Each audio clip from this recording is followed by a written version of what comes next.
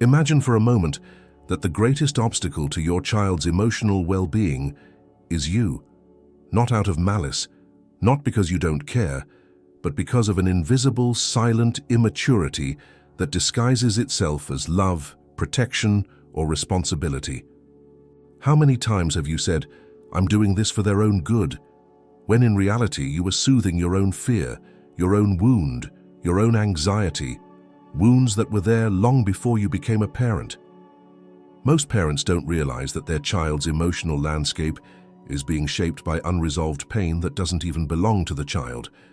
It's inherited through unhealed behaviors. Shi Hengyi would remind us that before you teach a child to walk with confidence in the world, you must first learn to stand still within yourself. Inner balance is the foundation of true presence.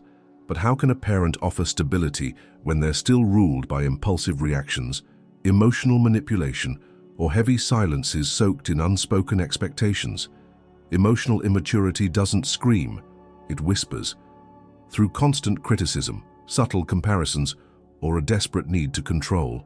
And the cruelest part, it's all done in the name of love. Have you ever noticed how some children grow up feeling anxious, never quite good enough, even when they're constantly praised? That happens when emotionally immature parents can't cope with their child's autonomy. They want affection, but resent it when the child doesn't respond exactly as hoped. They demand respect, but struggle to listen without judgment. They expect trust, but offer only rigid control. Slowly, without even realizing it, they build a relationship based on guilt and fear, rather than one built on freedom and presence. But there is a turning point, and it doesn't start with the child. It begins with the adult. When a father or mother chooses to look inward without masks or excuses, a quiet but powerful healing begins. Shi Hengyi teaches us that self-mastery doesn't mean suppressing emotions. It means understanding where they come from and redirecting them with clarity. Emotionally mature parenting means pausing before reacting, breathing before demanding, staying silent before judging. It takes deep courage to admit that sometimes what hurts your child the most isn't their mistakes, but the wounds you never healed. And maybe right now you're asking yourself, am I that kind of parent? Am I emotionally immature? If that thought has even crossed your mind, don't punish yourself. Be grateful. Because only those who recognize their own shadow can begin to transform it. This video is for those who want to break the cycle, for those who want to offer their children a love that doesn't imprison, but liberates, a love that doesn't demand, but embraces, a love that doesn't correct out of fear, but guides through presence. Because in the end, true maturity isn't about controlling others, it's about learning to free yourself. Would you like me to continue with the next section, where we explore the 4 emotional immaturity signs and how to heal them through Shi Hengyi's teachings? When a tree fails to grow, we don't blame its branches. We examine its roots. And yet, so many parents keep asking themselves why their children drift away, rebel, or shut down, without ever turning their gaze inward. Shi Hengyi would say that all healing begins with awareness, and awareness begins in stillness. But how many parents are willing to remain silent long enough to hear themselves? Most live on autopilot, reacting with shouting, threats, or emotional blackmail, not realizing that the problem was never in the child's behavior, but in the mind that doesn't know how to observe, only to judge. There is no temple more sacred than the bond between parent and child, but that temple only flourishes when it's built on true presence. Emotionally immature parents confuse authority with rigidity, love with possession, care with control. And all of it is born not out of cruelty, but of their own unmet needs.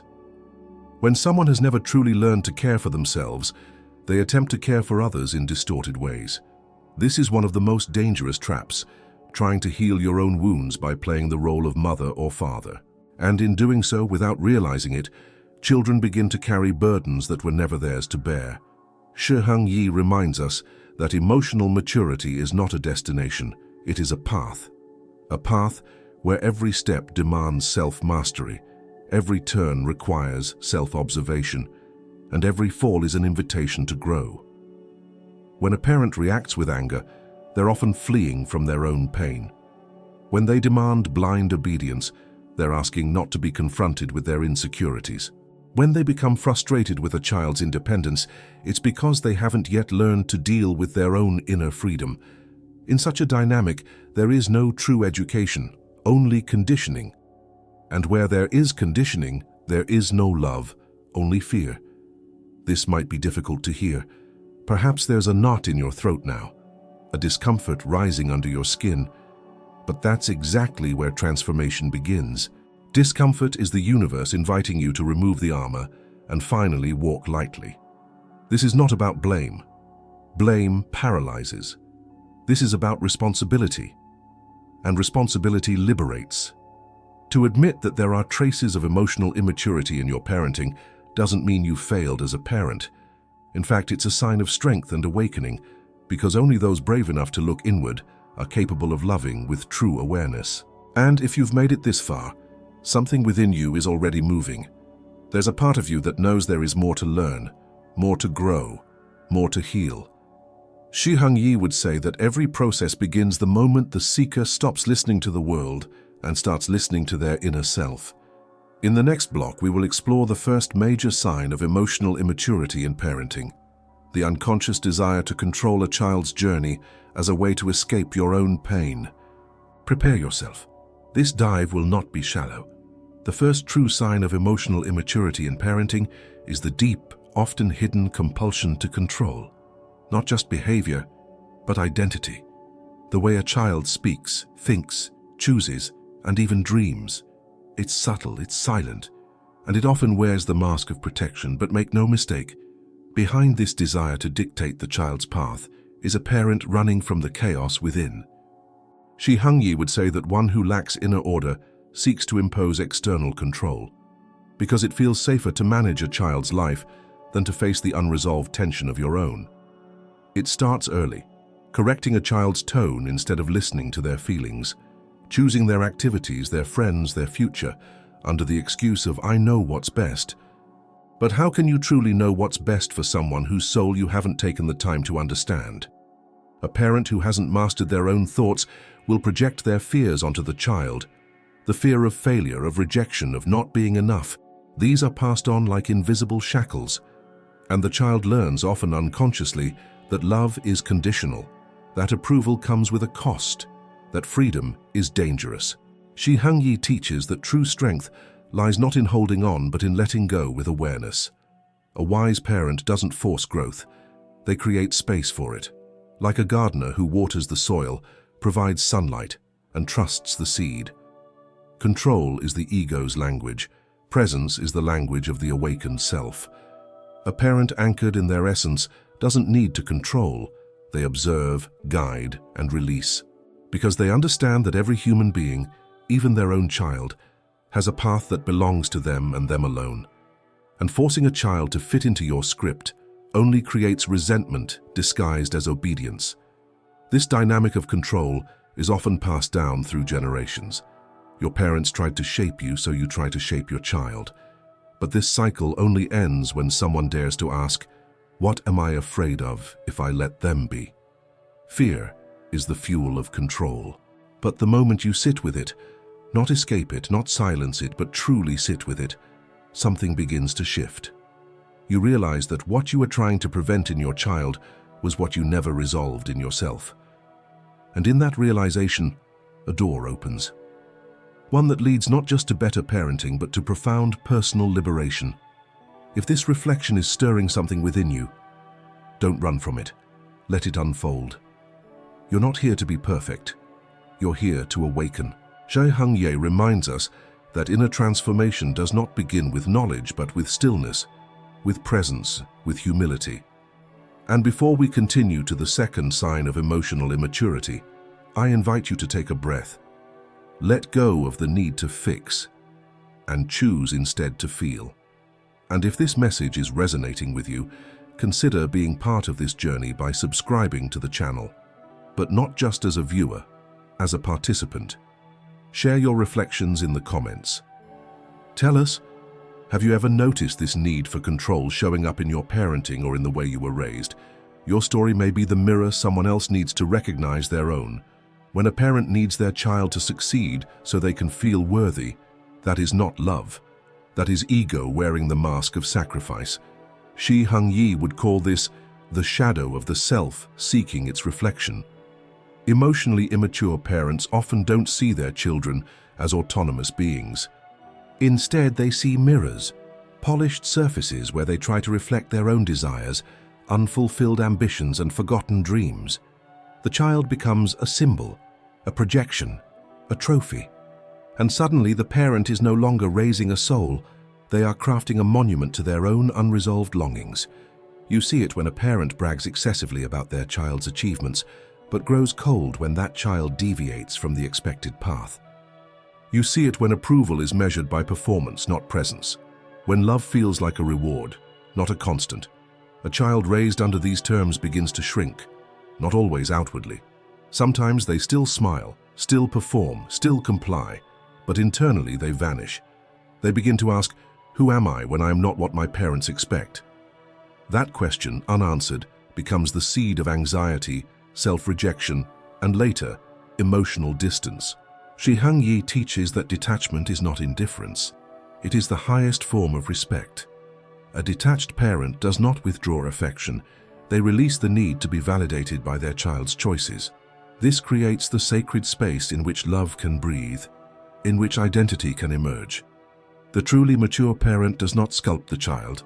They stand beside them, still and steady, as the child sculpts themselves. They ask questions instead of offering ready-made answers. They celebrate curiosity over conformity, and in doing so they give the gift of authenticity, both to the child and to themselves. But letting go of this unconscious thirst for reflection requires deep inner work. It requires you to confront your own unlived life, to ask, what part of me is still waiting to be seen? Because what you demand from your child, constant excellence, unwavering agreement, perpetual success, is often what you were once denied. And this is where healing begins. When you no longer need your child to complete you, you finally allow them to become whole on their own terms, and that is where the relationship shifts from transactional to transformational. Take a moment now and breathe deeply. Let these words sink into the soil of your awareness. This is not about blame, it is about awakening. If these reflections are resonating with you, share them. Speak your truth in the comments. How did your upbringing shape the way you seek validation today? Have you ever felt this silent pressure to make your child succeed just so you wouldn't feel like a failure? Your voice matters here, not just to you, but to others on this same path. There's a wound that wears a smile, a parenting style that looks loving on the surface, but underneath it is starved for intimacy. We're talking about emotional enmeshment, where a parent clings to the child, not because of genuine connection, but because of a fear of abandonment, loneliness, or irrelevance. Shi Hongyi would describe this as confusing presence with possession. The emotionally immature parent doesn't just want to love, they want to be needed, and so they begin to suffocate, to fuse, to blur the lines between who is who. The child is no longer seen as separate, they become an extension. This often takes the form of over-involvement. The parent who constantly needs to know everything, be everywhere, solve every problem, soothe every discomfort, not because the child cannot cope, but because the parent cannot bear to feel unimportant. It masquerades as care, but what the child feels is intrusion, a lack of emotional space, and that lack leads to confusion. If I pull away, will I hurt them? But if I stay too close, will I lose myself? And so the child becomes trapped, not by the parent's love, but by their emotional dependence.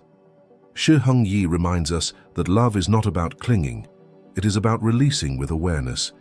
A river does not teach by holding on to each drop of water, it teaches by flowing, by trusting the direction of movement.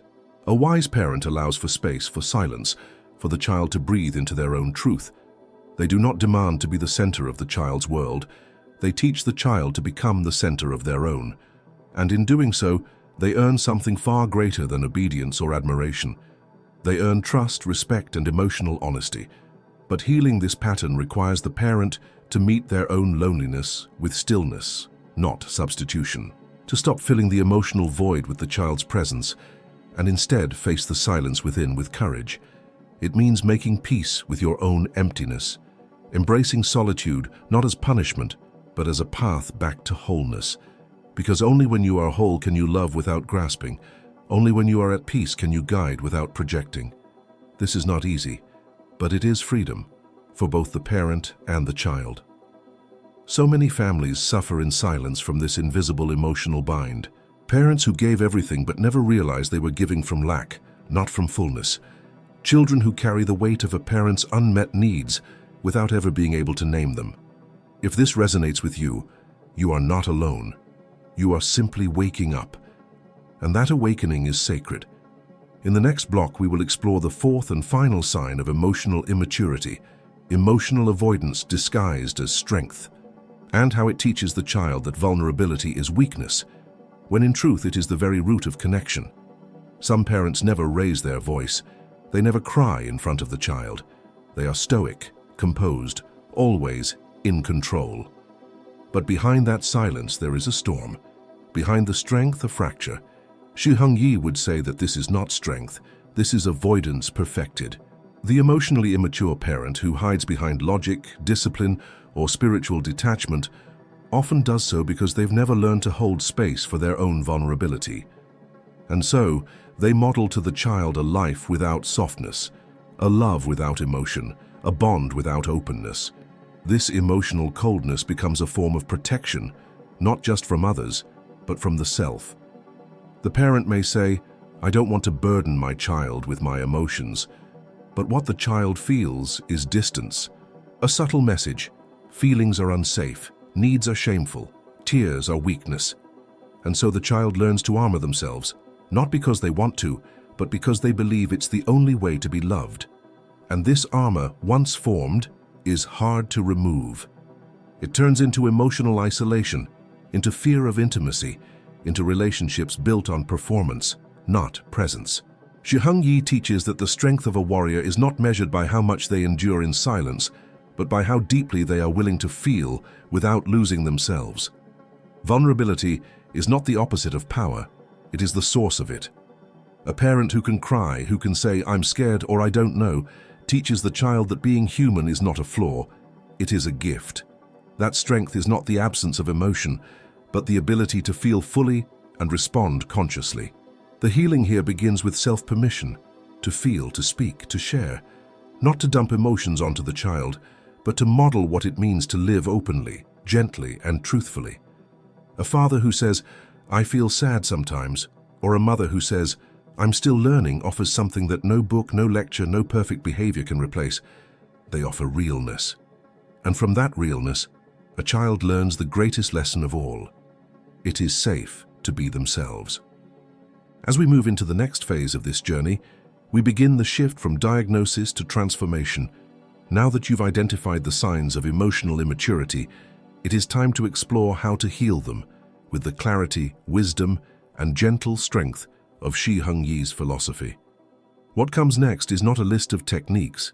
It is a path back to alignment, to presence, and to a new way of walking this sacred role of being a parent.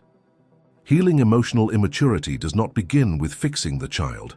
It begins with returning to the center of the self. Shi Hongyi would say that before you correct the world outside, you must align the energy within. The reactive parent becomes calm not by suppressing emotion, but by observing it. The controlling parent becomes wise not by gaining more knowledge, but by learning when to release. True transformation occurs not when you seek answers, but when you begin asking the right questions, inwardly, patiently, with humility. This return to center often begins with silence, not absence, but presence without interference. Sitting with your discomfort, watching your patterns rise without judgment, feeling the old wounds without running from them. It is in this sacred stillness that insight begins to bloom. You begin to see, I wasn't angry at my child. I was angry at my own sense of inadequacy. I wasn't frustrated by their disobedience. I was afraid of losing control. And this honesty becomes a compass, not one that shows you where to go, but who you are and what no longer serves you. From this point, everything changes. You no longer speak to your child to correct. You speak to understand. You listen not just to their words, but to their silences. You begin to notice how your body reacts, how your breath shifts, how your inner child rises in moments of tension. And with each new moment of awareness, the old chains loosen. The old roles, the martyr, the authority, the savior, begin to dissolve. What remains is simply a human, walking beside another human. That is the essence of mature parenting. Shi Hengyi often compares this process to clearing a blocked stream. You don't push the water forward, you remove the stones. The water, like your presence, knows where to flow once the obstruction is gone. The healing of emotional immaturity is not about becoming someone new. It's about removing what never belonged to you, expectations, fears, inherited pain. And once cleared, the natural wisdom of your spirit rises to meet the moment with clarity. This is not a one-day revelation. It is a daily cultivation, a practice of returning to breath, to awareness, to intention. And in this return, parenting becomes less about shaping the child and more about becoming someone worth emulating. That's the paradox. The more whole you are, the less you need your child to fulfill you, and the more freely they can love you in return. Every transformation demands a ritual, not a ceremony with candles and chants, but an inner devotion, a commitment to meet yourself each day before you meet your child. Shi Hengyi would call this the sacred preparation. Just as a monk does not enter the temple without purifying his energy, the parent who seeks to raise with wisdom must first clear their inner space. How often do you ask yourself, before correcting your child, what is my state right now? What am I truly reacting to? This self-questioning becomes a form of meditation, not sitting in silence for hours, but observing each encounter as a mirror.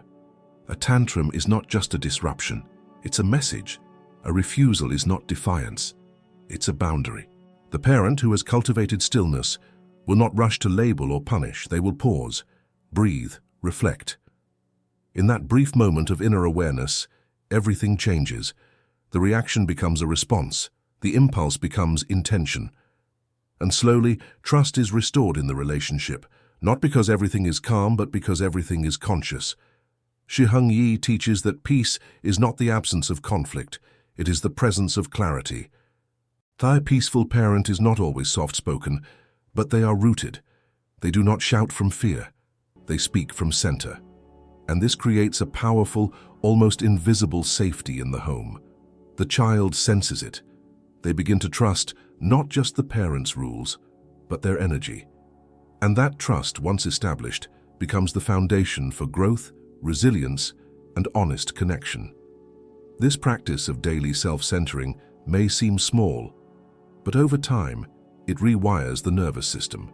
It teaches your body that not every mistake is a threat, that not every disobedience requires domination, and most importantly, it teaches your child that emotions are not dangerous, they are teachers, that they can feel fully, express openly, and return to calm, not because they are forced, but because they are modeled. And so, parenting becomes a path of awakening. Each morning, each challenge, each breath, a new opportunity to break old cycles, soften inherited edges, and embody the wisdom your child has been waiting to receive. Not through your perfection, but through your presence. There is no perfect parent. There is only the parent who learns, and unlearning is often the greater challenge. Shi Hengyi would say that the true warrior is not the one who never falls. It's the one who bows to the ground and rises with awareness. Emotional maturity does not mean you'll never yell, never judge, never regret. It means you'll notice it faster, apologize sooner, repair deeper, and model the most important lesson your child will ever learn, that healing is possible. When you treat failure as shame, you teach the child to hide. When you treat failure as feedback, you teach them to evolve. But to do that, you must first stop punishing yourself for not knowing what you didn't know. You must stop clinging to the illusion that love must always look calm. Sometimes love trembles, sometimes it falls apart. But what makes it real is your willingness to rebuild it, piece by conscious piece. Children don't need flawless parents. They need honest ones, ones who can say, "I was wrong and I'm working on it." That vulnerability does not break your authority. It strengthens your bond. It shows the child that growth is lifelong, that mistakes are invitations. That love expands when it is allowed to bend, to breathe, to be real. And in this honesty, a new kind of relationship emerges, not based on hierarchy, but on humanity. Shiheng Yi reminds us that discipline without compassion is domination, but compassion without structure is chaos. The middle path is what we seek, the balance of firmness and softness, of boundary and empathy. You find it not by theory, but by presence, by tuning into the moment. By asking not, how do I fix my child, but what is this moment trying to teach both of us? And slowly, your failures become fuel. Your missteps become mirrors. Your growth becomes a quiet revolution, not only in your family, but in your lineage. You become the one who ends the cycle, who brings warmth where there was once cold, who chooses truth over control. And for that, your child will thank you, not now, maybe not soon, but one day, in the way they choose to parent, love, and live. As you walk further down this path, something shifts. The voice in your head, once critical, harsh, reactive, begins to soften. It starts to sound more like a guide and less like a judge. Shiheng Yi calls this the inner sage awakening. It's the moment you no longer need external validation to feel like a good parent, because your peace speaks louder than your pride. You start to trust yourself, not from arrogance, but from alignment. You no longer yell just because your parents did. You no longer freeze just because they did. You begin to rewrite the script moment by moment with awareness, and your child notices. They may not say it, but they feel it. The home feels different, lighter, safer. There is laughter where there used to be tension, conversation where there once was silence, and in the stillness between conflict and reaction, there is growth. Together. This new voice within does not silence the old wounds. It holds them gently. It says, I see you. I know where you came from, but we don't live there anymore. It acknowledges the pain and keeps moving forward. Because you are no longer raising your child from fear, you are raising them from presence, from clarity, from love that is rooted, not desperate. Shiheng Yi teaches that maturity is not a title you claim, it is a vibration you embody. And when you walk through the house with calm steps, when you speak with a gentle spine, when you admit and adjust without losing your essence, that vibration fills the air. It is unspoken, yet it transforms everything. And now, as you look around at your journey, you may still see flaws, still feel doubts, but beneath them, there is something new, a deep knowing that you are walking this path not to be perfect, but to be true, not to be worshipped, but to be trusted. And that above all is the mark of a parent who has returned to themselves. And here at the end, we return to where we began, the center. But this time, you are not arriving as the same person. You are softer, stronger, more aware. Shiheng Yi would say, the path is not a circle, it is a spiral. You return to the same places, but from a higher place within. You now understand that emotional maturity is not a destination to reach. It is a practice, a sacred rhythm, a daily vow to walk with awareness, even when the world tempts you back into reaction. You are not here to raise a perfect child. You are here to raise a conscious one, and the only way to do that is to become conscious yourself, to meet each day with openness, to meet each moment not with fear but with breath, to parent from the present, not the past, and to know with unwavering truth that your healing is the greatest gift you can offer your family. Not your success, not your certainty, but your willingness to grow. As you leave this journey and step back into your life, know this. Every interaction is a seed. Every pause, every apology, every honest conversation, it plants something. Something invisible, but deeply real. And your child, though they may not remember your words, will feel the garden you cultivated within yourself. They will walk in its shade. They will bloom in its light. And one day, when they are parents or simply humans navigating this strange world, they will reach for the tools you forged in silence. They will remember the peace in your eyes, the steadiness in your hands, the love that never needed to control to be real. This is the legacy of the awakened parent. This is the echo of your transformation. There comes a moment, quiet but profound, when the heart understands what the mind took years to grasp. Parenting is not a role to be performed. It is a presence to be embodied. Throughout this journey, guided by the still wisdom of Shi Hung Yi, we peeled back the layers that so often cloud the parent-child bond: control disguised as love, silence masquerading as strength, and the unspoken wounds passed from one generation to the next. And now, standing at this final threshold, we are no longer the same. Something has softened, something has awakened. What you offer to your child is not perfection, but presence. Not certainty, but sincerity. When you choose to look within instead of pointing outward, you dismantle the walls that once blocked real connection. You begin to relate not from expectation, but from awareness. Your voice no longer echoes the past. It vibrates from a conscious now. And it is in this subtle shift, almost invisible to the world, that the deepest transformation unfolds. Because a parent who chooses presence rewrites more than a relationship. They rewrite a lineage. As you carry this reflection forward, let it remind you daily that you are not here to be flawless. You are here to be real. That every pause before a reaction is an act of love. That every breath taken in stillness is a gift not just to you, but to every soul who stands in your presence. The journey will challenge you. There will be days of regression. But maturity is not measured by how often you fall. It is revealed in how quickly you return to center.